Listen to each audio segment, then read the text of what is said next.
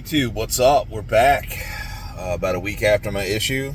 I'll link that down here in the description of this one.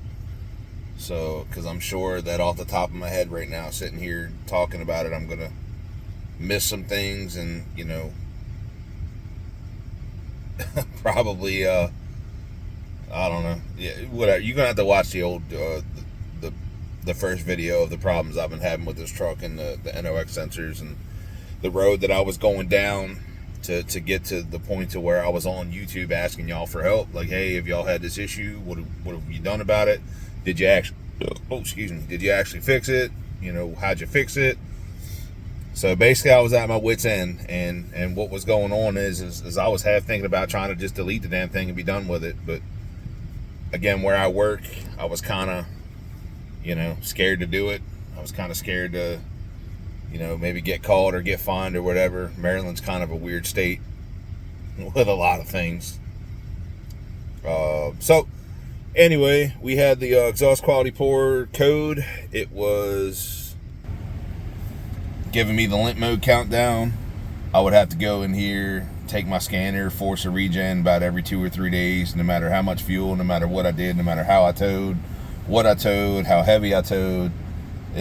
2 or 3 days was the longest I can get without that code coming back, and I'd have to sit out here at work or in the driveway and do a regen to get it to turn around and take that limp mode away. I've been fighting it for a long time, and I finally just said screw it, broke down. I bought the first sensor from the dealership for $500, $600 some dollars. I can't remember exactly how much, but it was god awful. Like, when I showed up to pick up the part from the dealership, they said, what are you here? What part are you here for? I said, well, I'm here to pick up a NOx sensor, a hug, and a bottle of Vaseline. And the guy looked at me, like, real serious, like, what? The woman beside him, go figure, it was a female that got the joke. And he goes, what would you need the Vaseline and a hug for? I said, because y'all was fucking me in the ass with the price of this damn sensor. And he goes, oh, yeah, okay, and then walks away. Hey, settle down. The girl had to walk away from the countertop because she was, I guarantee you, she peed herself like 5 different times laughing about it. Which, I'm glad they got the humor in the joke. Well, at least they did. The guy I went to kind of didn't, so.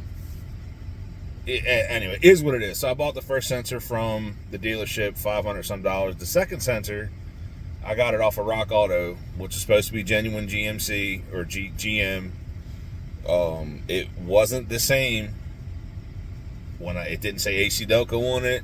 It didn't have the same part. It had the same part number, but not the same manufacturer as the one I pulled off of the truck when I changed it. So that had me a little bit worried. But I mean, some people I've talked to on some of these forums were like, yeah, I get them off of Rock Auto. They've never let me down, blah, blah, blah. And I didn't have another $500 to throw at this truck, so I cheaped out. I think that one was like, it was under $250. It might have been under $200. I'm not 100% sure.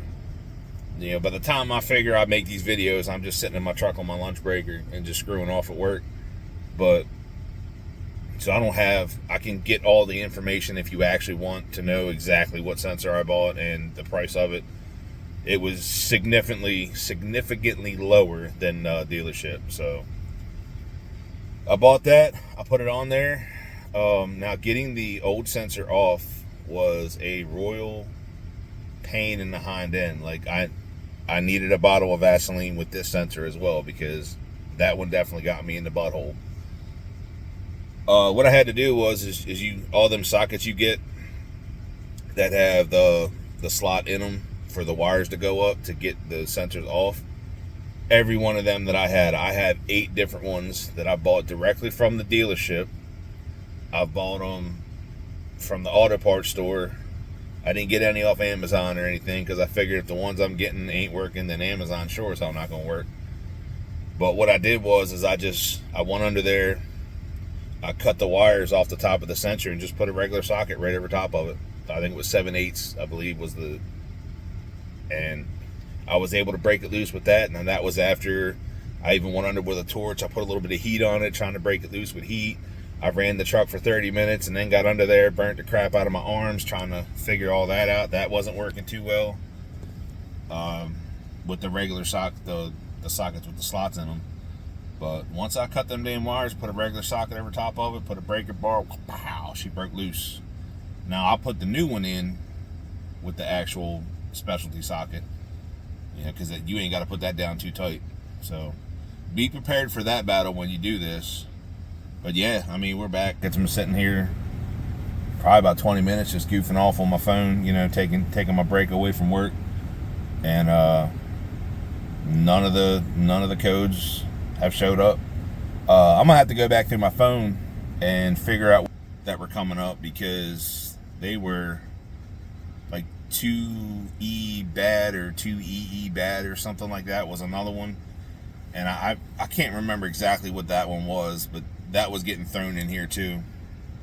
So the only code now that pops up is something about an airbag, and it pops up for about 5 seconds and then goes off. So maybe a plug in this door needs to be cleaned or something, or some connection somewhere. I gotta find it. But that's not putting me in the limp mode. This exhaust crap was putting me in the limp mode and screwing me up.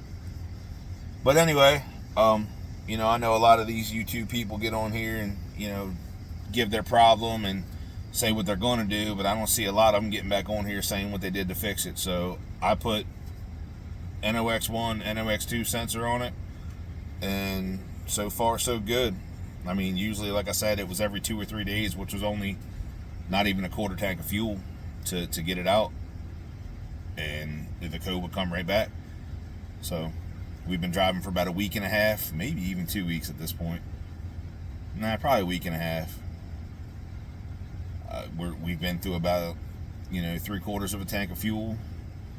I've been running her up the highway. I've been kind of letting her sit in the idle a little bit, even though I know you're not really supposed to, and it ain't as great for them. But just trying to do everything I can to trigger them codes to come back up, and they haven't. So one of them 2 NOx sensors was the problem. NOx sensors was the problem. Again, my scanner was telling me it was the first one.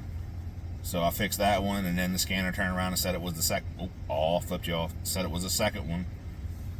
So that's what I fixed. I mean, so far so good. Knock on some wood. Knock on a lot of shit. So far so good, y'all. We're fixed for the most part. So I'll try to get back in here within a month, something like that. Give y'all another follow-up. But you can bet your sweet asses that if something happens and that code comes back, I'll be back quicker. So y'all take care. Hope this helps somebody, because there wasn't a lot out there that helped me on here. All right, y'all. Take care.